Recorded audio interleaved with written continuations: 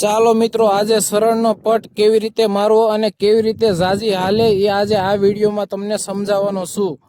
જોઈ લો, આ છે આપણું કારખાનું અને આજે આપણે શરણનો પટ મારવાના છીએ. આજે આપણે શરણ માંજવા નાખી હતી ને એટલે પટ મારવાના છીએ. ચાલો, લિક્વિડ ને પાવડર આવી ગયો છે. એ આવી રીતે જો આમ થોડું થોડું બે બાજુ આમ હરખું જ નાખવાનું, ઝાઝા થોડું નહીં નાખવાનું, બે બાજુ થોડું થોડું નાખી દેવાનું. એટલે કોઈ વસ્તુ કોઈ લીસાટ મારી જાય, કોઈ હીરો લાલ થાય. એટલે તમે ઝાઝા ઓછું થઈ જતું હોય, કાં પાવડર વધી જતો હોય, કાં લિક્વિડ વધી જતું હોય.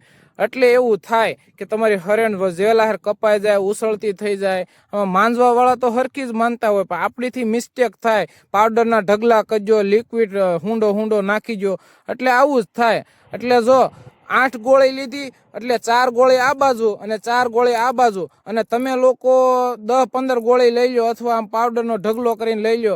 એક ઢગલો આ બાજુ મોટો કરી દે, એક બાજુ જરીક નાખે, એટલે પાવડર ઉડે નહીં, પછી જરીક એવી ઘૂંટે એટલે પછી હીરો લાલ થાય, હરખો પટ આવે નહીં. એટલે પાવડરે હરખો નાખવો, લિક્વિડે હરખું નાખવું, બે વ્યવસ્થિત નાખવું. પછી એને છે ને વ્યવસ્થિત આમ ઘૂંટવો, કારણ કે ગાંગડા નહીં રહેવા દેવાનું. વ્યવસ્થિત આમ ગ્રેવી કરીને, કેમ આપણે ગ્રેવી કરી એવી રીતે આમ વ્યવસ્થિત સોળી અને પછી છે ને એને વ્યવસ્થિત પટ મારવાનો. જેમ તમે ઢગલા કરી નાખો, લિક્વિડ વધારી નાખો, નકરો પાવડર નાખી દો, જેમ તેમ આમ ઘૂંટીને તમે આમ હરેણમાં સોંપડીને આ હુકાઈ જાય એટલે આમ ઘૂંટવા મળો. એવું ન હોય મિત્રો. બધું જે પણ કામ તમે જે કરો ને એ વ્યવસ્થિત છે ને આમ નિરાંતે કામ કરો, એટલે કામ સારું થાય. મગજથી કામ કરવાનું, ઉતાવળ નહીં કરવાની. ઉતાવળનું કામ શેતાનનું હોય. જો આવી રીતે આમ ઘૂંટવાની, પેલા ઘૂંટવાની, ડાયરેક્ટ આમ લીટા નહીં કરી નાખવાના. પેલા વ્યવસ્થિત ઘૂંટવાની, પછી આમ સડતા ભારે લીટા થાય ને એવી રીતે પટ મારવાનો. એટલે તમારો હીરો વધારે હાલ છે અને હીરો લાલ નહીં થાય. અને તમે જેમ તેમ પટ મારી દો ને એટલે છે ને તમારા છે ને હરેણમાં હીરો લાલ થાય, ખેસાઈ જાય, બળી જાય, તૂટી જાય, ભૂકો થઈ જાય.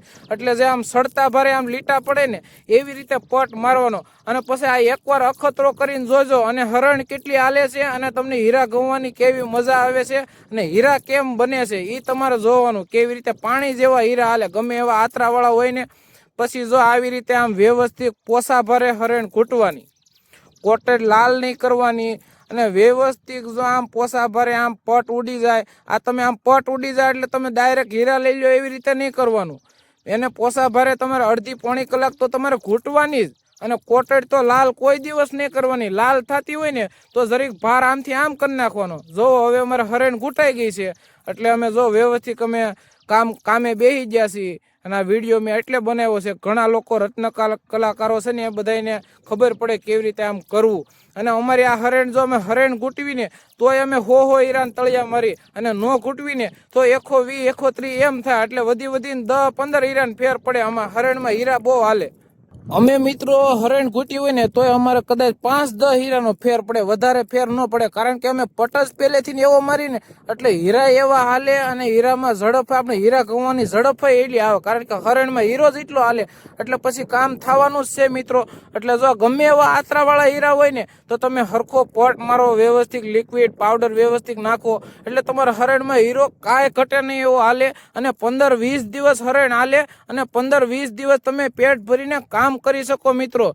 એટલે તમે છે ને પટ મારવામાં, હરેણ નાખવામાં તમે છે ને બહુ ઉતાવળ ન કરો, વ્યવસ્થિત બધું નાખવો. આ મેં જેમ પટ માર્યો ને એવી રીતે તમે એકવાર પટ મારીને જોવો, અને પછી મારા વિડીયોમાં તમારે જે લખવું છૂટ છે. જો કદાચ તમારી હરેણ ન હાલે ને, વેલાહાર કપાઈ જાય ને, તો તમારે આ વિડીયોમાં જે કહેવું એ કહેજો તમ તારે. અને મેં કીધું ને એમ એકવાર પટ મારીને જોવો. જો તમારી હરણ કેટલી હાલે છે એમ એકવાર અખતરો કરીને જોવો મિત્રો. અખતરો કરવાના કાંઈ પૈસા નથી. પટ તો તમારે હું કહું તોય મારવાનો છે, ન કહું તોય મારવાનો છે. એટલે તમે એકવાર મેં કીધું ને એમ ટ્રાય મારીને જોજો. જો આ બધા કેવા ઝડપથી હીરા બનાવે છે, હાલતા હોય એટલે બનાવતા હોય. જો આ છે અમારું કારખાનું. મિત્રો અમારી ચેનલમાં નવો હોય તો સબસ્ક્રાઈબર કરી દેજો.